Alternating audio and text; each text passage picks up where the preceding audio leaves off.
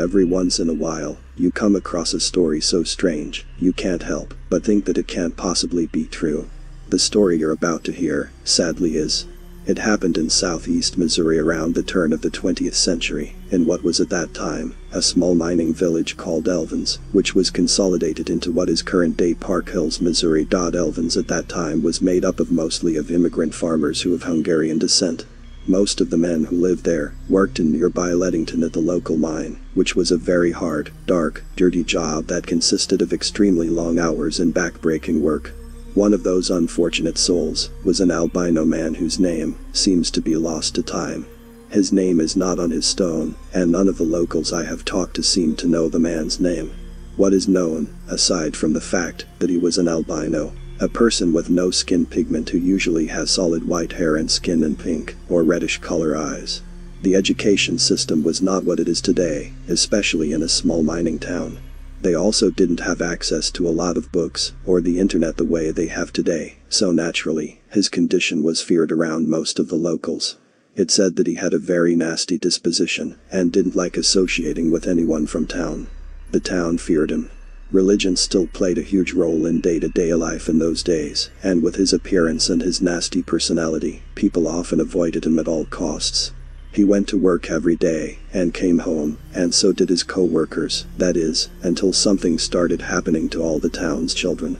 As I mentioned above, Elvins was nothing more than a small, humble mining village in those days.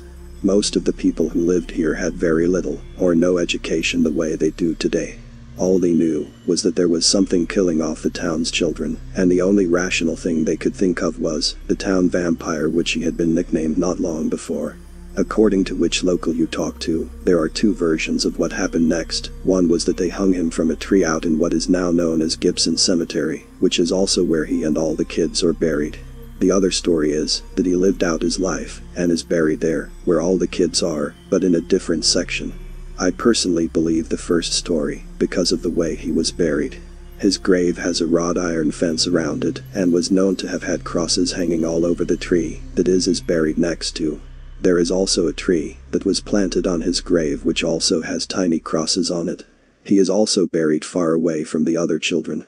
Gibson Graveyard is now on private property and is monitored, so please do not show any disrespect for the landowners or the deceased who are buried there. However, when doing research for the story, I came across a young man who was probably in his 40s who had an experience at the local graveyard where he is buried. He said that he and 3 of his friends, 2 females and another male, all went out to the local graveyard and attempted to contact the spirit of the vampire, and it was late at night and a full moon. All of a sudden, his male friend started to get a strange look on his face after the Ouija board they were using kept spelling out the word die over and over.